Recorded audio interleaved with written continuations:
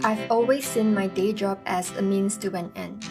It's a way to earn income, which I then invest to buy my way towards financial freedom. That's it. I appreciate the stability and the steady paycheck because they give me the freedom to explore my true interests and experience the kind of fulfillment and purpose that an employer doesn't get to control. So, when my supervisors recently asked me about my career goals, I was stumped. I couldn't think of a single thing I wanted from my day job that I didn't already have. I have a plan for my career, but my day job isn't my entire career. I don't fit the typical corporate mold.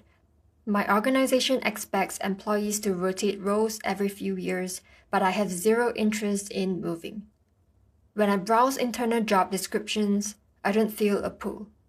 Every new role requires a massive surge of time and energy to climb the learning curve. More importantly, a move risks losing the flexibility I've worked hard to establish. The telecommuting, the flexi time, and the boundaries that protect my weeknights and weekends. These are resources I need to fuel the projects I'm building outside of my 9 to 5. But don't get me wrong, I'm not taking this job for granted. I am keenly aware of how AI is changing the landscape. I am 100% committed to my responsibilities. I upskill constantly to stay relevant and I ensure every piece of work I produce is done to the best of my ability. But when that annual career conversation rolls around, I'm at a loss. I recognize why staff movement helps the organization. But on a personal level, the only reason I would move is to get it over with, so people stop asking me about it. To some, this looks like a lack of ambition. Perhaps my supervisors saw a single job as the be-all and end-all. They believe your job should not only be a way to earn a living, but should also reflect your goals and contribution to society. Under that lens, if you're not actively climbing or moving in your career, you are stagnant. But today, it's possible, even necessary, to have multiple careers simultaneously for different purposes. One for the practical stuff like money and healthcare benefits. Another for personal ambition or fulfillment. And perhaps even one for legacy, the impact you want to leave in this world. One job doesn't have to meet every need. When it comes to my career development at my day job, what my supervisors see is only one slice of the pie.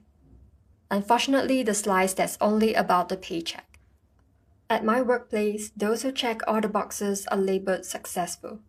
Those who don't are often made to feel otherwise. There's an underlying, almost shameful tone when people talk about someone who has stayed in a role for too long, even if that person is performing well. It's easy to let that external judgment make you feel like you're falling behind. But I've realized that the shame only has power if you're measuring yourself by their yardstick instead of your own. This experience reminds me that we have to define our success on our own terms. Society has a loud opinion on what your career should look like, what kind of house you should own, or what car you should drive. But if you are clear on what you actually want, you start rating your life based on your own metrics. My definition of career success is a steady paycheck that builds my wealth and protects my energy for the projects that actually excite me.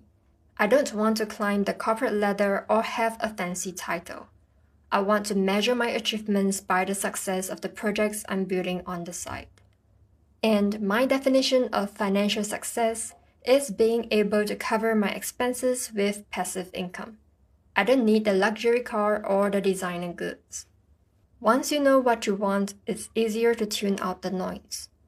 Other people's opinions become irrelevant. You might not fit the mold society has carved out for you, and that's perfectly fine. It wasn't your mold to begin with. Of course, if you work for an organization, you have to play the game to some extent. You align with their goals because that's the deal you made for the paycheck. In my case, if I have to move roles to satisfy a policy, I'll do it, but I'll do it strategically, ensuring it doesn't compromise the things that actually move the needle on success for me. Have you ever felt guilty for being content where you are? Or do you feel pressured to climb a ladder you don't even want to be on? I would love to hear how you define success in the comments below.